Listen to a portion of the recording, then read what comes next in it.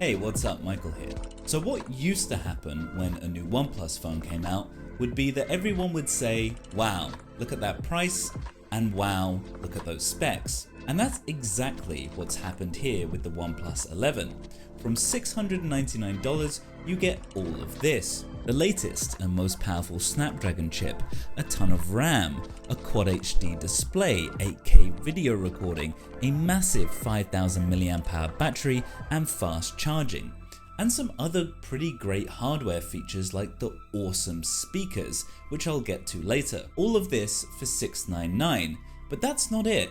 This time it feels like there is more to notice. We get a dual SIM slot and an eSIM slot instead of just one or the other. We have the latest UFS 4.0 storage for super fast read and write speeds. And then even the RAM is the top tier fastest version. I haven't used the new Samsung Galaxy S23 Ultra, but this phone is quite possibly the smoothest Android experience I've ever had. I haven't had one glitch or stutter from this device the whole time, and everything about it feels butter smooth.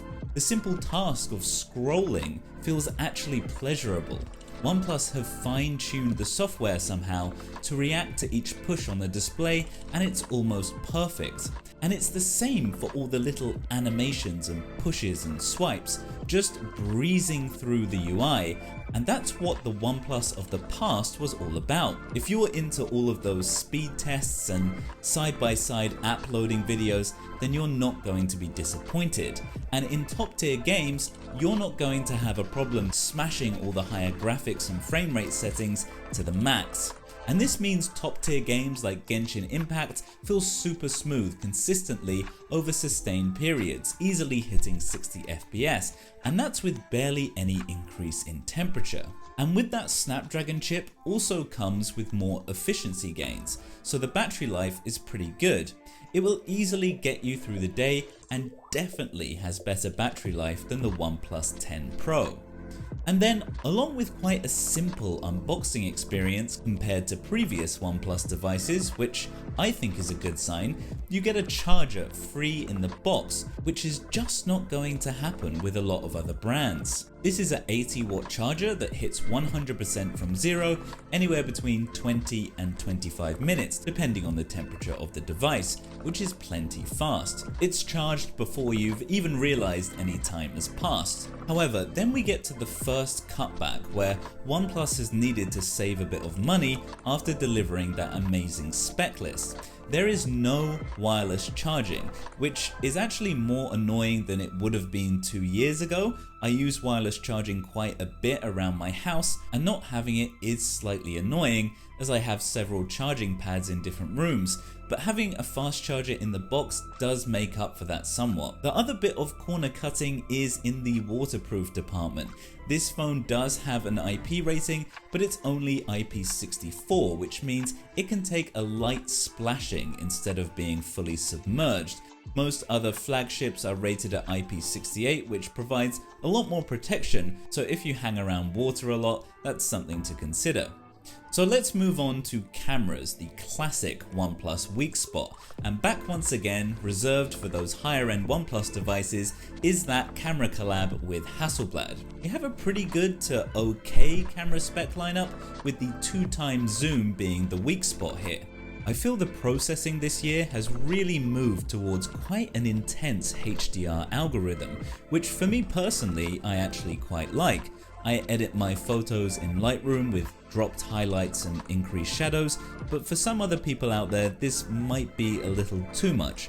Especially if you put the photos side by side with a more natural look, you can really see how far those raised shadows go. But this style combined with really good dynamic range means when it comes to tricky shots with difficult lighting, the OnePlus 11 does a fantastic job compared to a flagship from last year, and the performance also carries over into the ultra-wide, which is extremely consistent and doesn't have a massive drop off in quality compared to the main sensor. Sure, the edges are a little soft on occasion, but as ultra-wides go, this is a decent one. And these traits carry over again into night photography, where the OnePlus really didn't produce any bad images. On the main sensor, everything is well exposed, but not overly so. The frame is lit up with a little more extra sparkle than in reality, but it doesn't go too far. Images come out sharp and in focus, but without any over sharpening, and again the same goes for the ultra wide, which I found to be just as reliable. And putting it next to the iPhone in tricky lighting, there was no competition.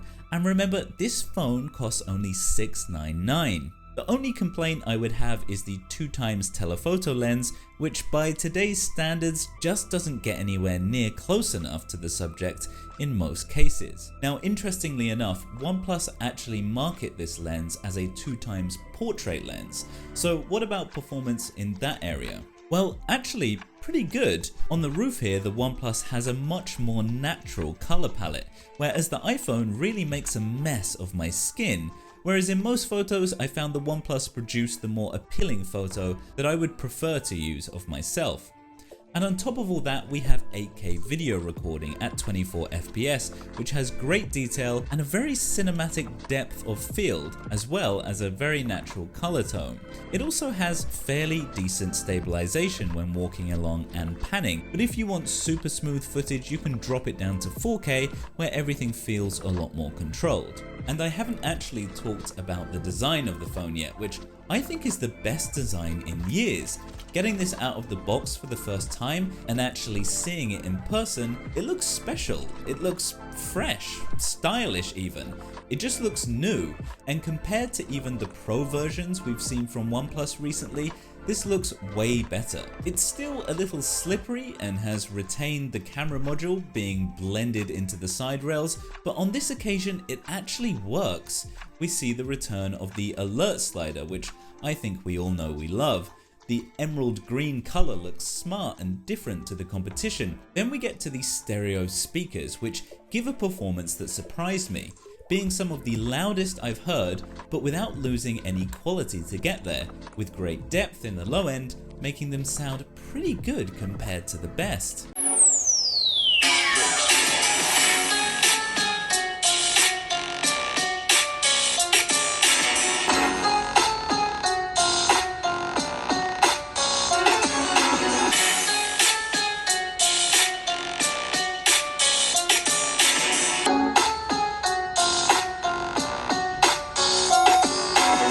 Also, the haptic engine feels great, strong, tactile, precise, just making this feel like it's at a high level of quality. The display is a Quad HD panel, OLED, 120Hz, although not adaptive.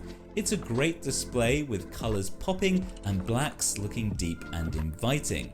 My only complaint being that the auto brightness is way too aggressive, making the screen dim too much to the point where I just turned this feature off pretty quickly. It has a slightly curved display, but doesn't go too far.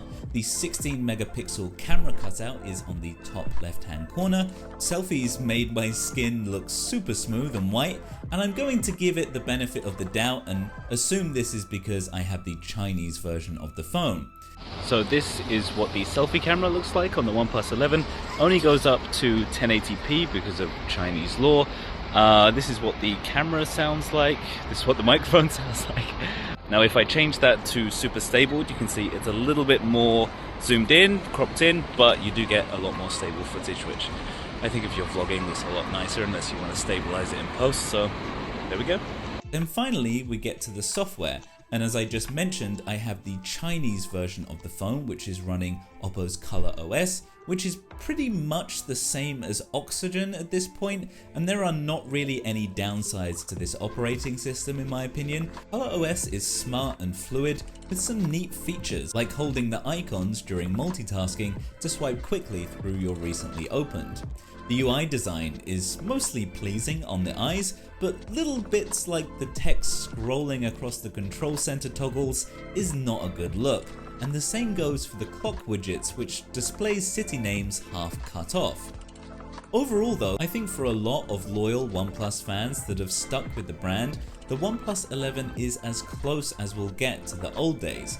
Not quite a flagship killer, but sitting just underneath, lurking, making you ask yourself, do I really need to drop $1,000 on a phone? Thanks for watching, and I'll see you in the next one.